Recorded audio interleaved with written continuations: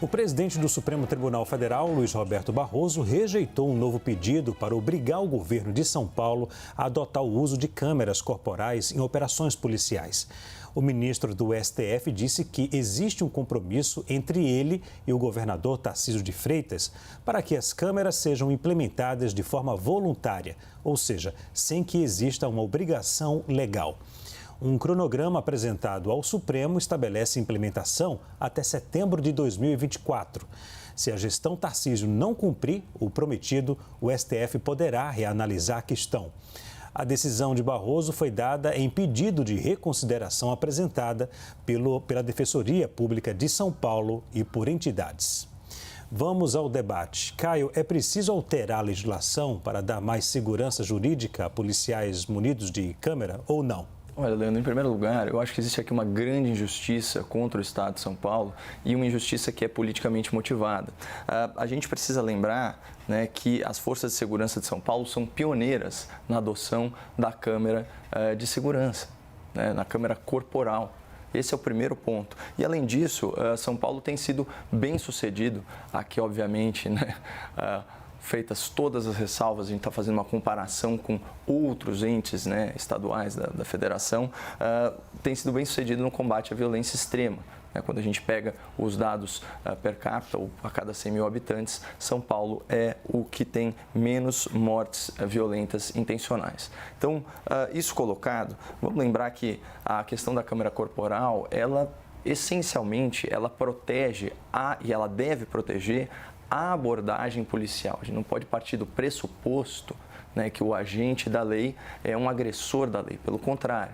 Então, ela inclusive é fonte de prova, né, para demonstrar aí o exercício regular do direito das forças de segurança. Isso colocado tem dois pontos que são muito importantes e que às vezes são ignorados no debate público. Primeiro, a necessidade de sigilo das imagens, né, que só deve ser visualizada aí, obviamente, pelo Ministério Público ou pelas autoridades, no caso de um inquérito, e isso mediante senha.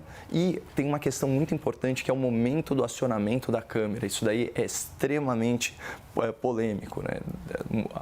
Os críticos, né, dessa política falam, olha, isso daí tem que ser uma coisa a critério dos próprios policiais para evitar invasão de privacidade. Vamos lembrar que também policiais estão no que se chama aí de atividade permanente e exclusiva. O policial não deixa de ser policial quando ele tira a farda, ele pode fazer uma abordagem, inclusive, fora do seu expediente. Há as questões de emergências, né? Então, o policial não pode ser penalizado pelo não uso da câmera nesses casos e a regulamentação, ela deve tratar disso. Outra coisa é que um estudo de Stanford, que eu faço questão de destacar isso, com câmeras acopladas aí às fardas, isso lá no Rio de Janeiro, do Felipe, na comunidade da Rocinha, a conclusão, né, desse estudo é que, às vezes, a câmera corporal produz o despoliciamento. Então, você inibe a atividade policial de abordagem e, às vezes, você pode ter, como ele bem disse, né, no bloco anterior, a estatística mostra que diminuíram, né, as altercações ou as trocas mais violentas com a polícia, mas também reduziu o policiamento e prevaleceu o crime. Esse é um estudo muito interessante, infelizmente não tenho mais tempo para elaborar aqui. Felipe, é preciso alterar a legislação na sua avaliação? Não sei se é preciso alterar a legislação, mas eu vou concordar com o Caio em diversas posições aqui agora. Mas antes, eu acho que há três considerações que a gente deve fazer sobre esse assunto. A primeira delas é que o Barroso me parece que faz um gesto político à direita.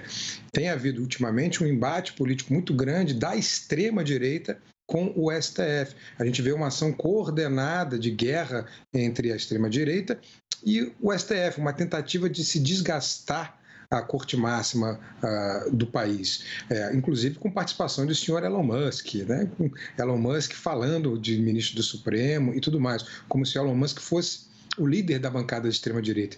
E aí o Tarcísio, Caio, me parece que faz um movimento muito interessante no campo da direita. E, de novo, eu que tenho tendências progressistas, eu respeito muito uma direita pensante, como é a que você representa, como é a direita de José Guilherme Melchior, que foi o mais novo integrante da Academia Brasileira de Letras, ou o Carlos Lacerda. Uma direita que realmente pensa o debate e não que fica nas redes sociais, né, criando dicotomias, guerras artificiais, teorias do complô, ou como diria o Raul Girardet, no seu livro Mitos e Mitologias, da década de 1997, se eu não me engano, as 4 mitologias da extrema-direita, né? O mito do Salvador da Pátria, o mito do passado de ouro, como se a ditadura fosse o passado de ouro, e principalmente o mito, não tem mais tempo para desenvolver, mas o mito da teoria da conspiração.